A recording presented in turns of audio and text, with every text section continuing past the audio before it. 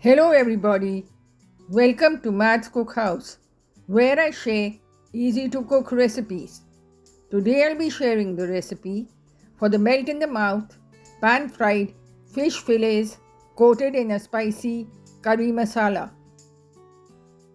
To begin, prepare the curry masala powder. Dry roast 4 tablespoons coriander seeds dhania, 2 tablespoons cumin seeds jeera, 1.5 tablespoons fennel seeds saunf, 4 whole Kashmiri red chilies, 1 teaspoon fenugreek seeds methi dana, 1 teaspoon mustard seeds sarson, half teaspoon black peppercorns, 2-inch piece of cinnamon and 1 teaspoon green cardamom seeds until aromatic.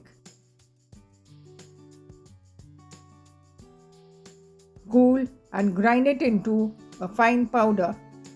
Remove to a bowl, add 1 teaspoon garlic powder, half teaspoon ginger powder saunt and 2 teaspoons turmeric powder haldi. Mix well. The curry masala powder is ready to use and can be stored in an airtight container at room temperature. To prepare the fish, pat dry the fillets until they are completely dry.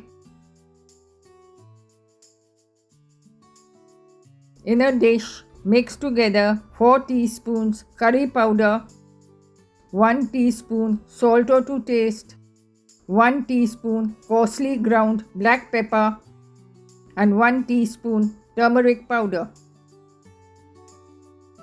Coat the fillets in the spice mix until they are well coated.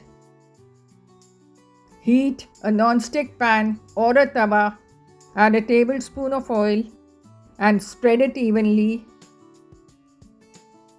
Add in the fillets and cook on medium heat on each side until crisp, around 2 to 3 minutes depending on the size. Remove to a serving dish, squeeze some lemon juice on top and serve hot.